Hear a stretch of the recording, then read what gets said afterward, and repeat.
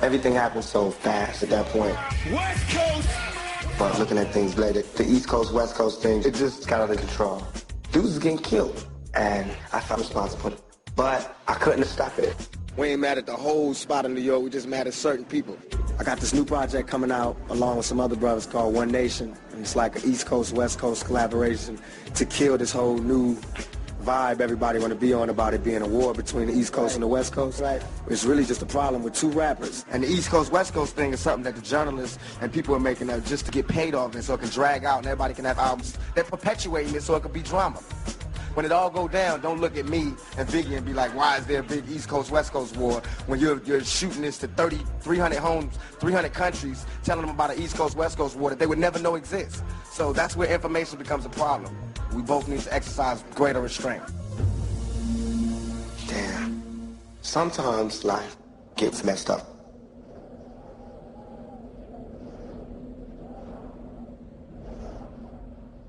When I was on death row, I was successful, but not happy. Tupac, your life has been marred by considerable pain. Do you think you'll ever get to the point where you can live a normal, happy life? No. But I'm going for it. I'm trying for it. And until then, I have to make the life that I do live as happy as I can and try to do the best with what I have. Live the best life I can live, be as happy as I can be. Nothing is perfect for anybody. I don't think. I felt trapped. Now they say you made your bed, now lay in it. I tried to move. I can't move to no other bed.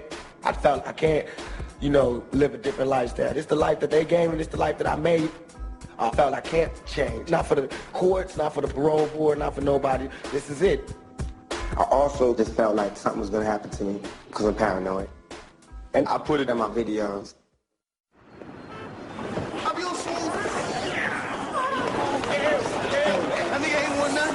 I've been drinking way yet. No. Way yet.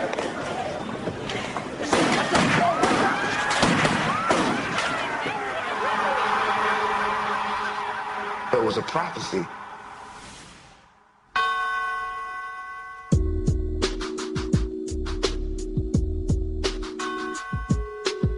I had a prophecy about my death. That's why I like to go in the studio and do 3 songs a day. Get things ready. We don't have time or the luxury to spend all of this time doing one song. We don't have it. If I die or whatever, it can happen. If anything would have happened to me, the album's ready to go. So it's all good. I felt as though the only thing that can kill me is death. And even then, my music will live forever. Something we all adore. The one thing worth dying for. Nothing but pain, stuck in this game. Searching for fortune and fame, something we all adore. The one thing we dying for, nothing but pain, stuck in this game, searching for fortune and fame. Staring at the world through my rearview, just looking back at the world from another level, you know what I mean? Still.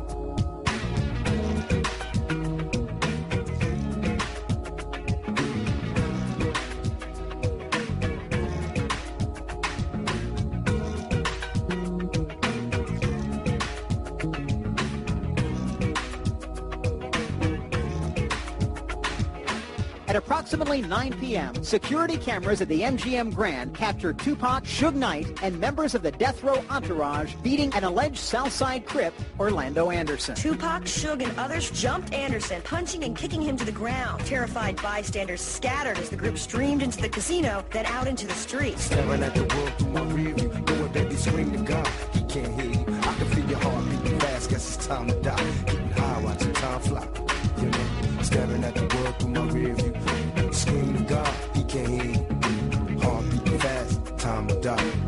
Watching time fly. Staring at the world through my rearview. Scream to God, he can't hear you. Heart beating fast, time to die. Time fly. Whoa.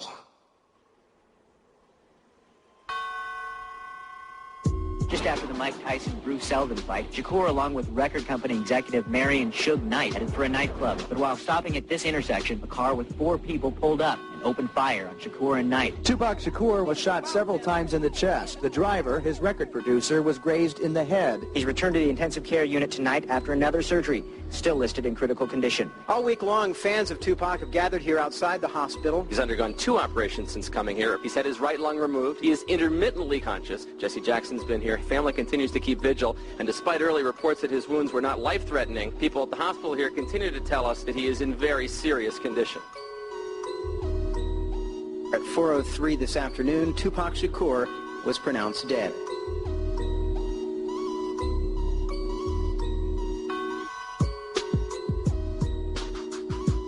Who shot me? Shit, I don't know. Sorry. My death. It's a tragedy like Shakespeare, I guess. But I have no bad feelings. I have love for everybody. Please welcome the mothers of Biggie Smalls and Tupac Shakur, Afeni Shakur, and Valletta Wallace.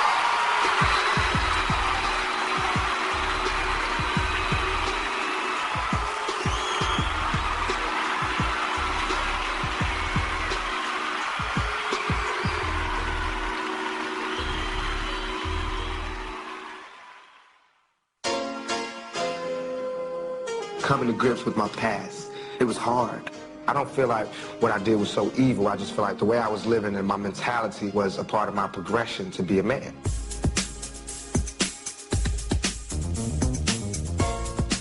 But you grow, we all grow, we're made to grow. You either evolve or you disappear. I don't want to be forgotten.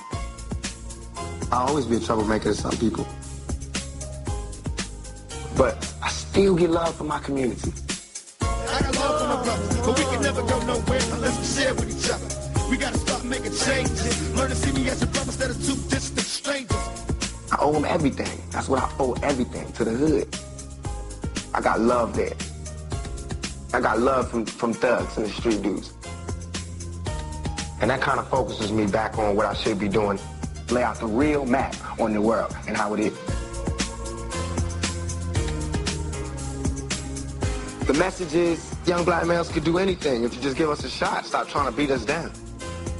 And to my homeboys, we need to be in control of ourselves. I'm not saying I'm going to change the world, but I guarantee that I will spark the brain that will change the world.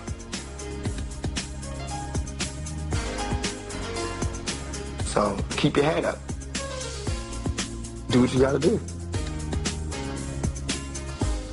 And then inside of you, I'll be reborn.